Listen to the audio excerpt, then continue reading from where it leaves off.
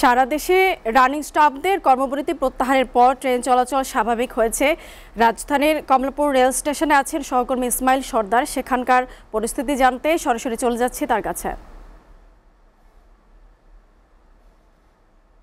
Ismail, Kamalapur rail স্টেশনের চিত্র কেমন দেখছেন, আর কোন কোন ট্রেন ছেড়ে গেছে, আর ট্রেন শিডিউলের অবস্থা কি জানাবেন?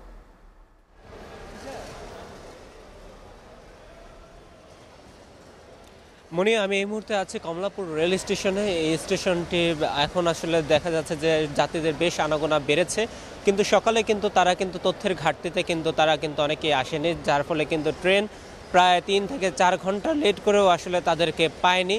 ফলে অনেকে টিকিট নিয়ে আসলে রিফান্ড করতে এসেছিলেন, ভিড় করতে, কিন্তু রিফান্ড ট্রেন চলে যাওয়ার পরে আর রিফান্ড হয় না, এটি হচ্ছে রেল কর্তৃপক্ষ জানিয়েছে।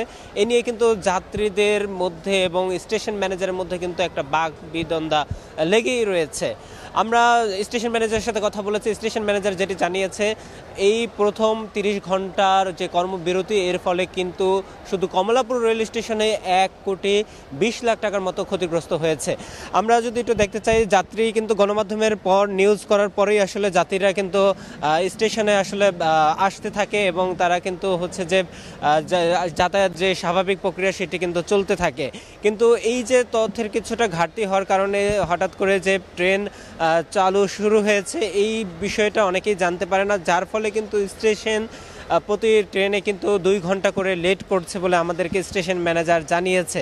আবার অনেক ক্ষেত্রে তারা বলছে যে এই বিষয়টি কর্মবিরতিতে অনেক স্টাফরা বাড়িতে যাওয়ার কারণেও অনেকে নির্ধারিত সময়ের মধ্যে কর্মস্থলে পৌঁছাতে পারেনি। এর ফলেও দেরি হবার যেটা সম্ভাবনা সেটিও রয়েছে বলে আমাদেরকে জানিয়েছে।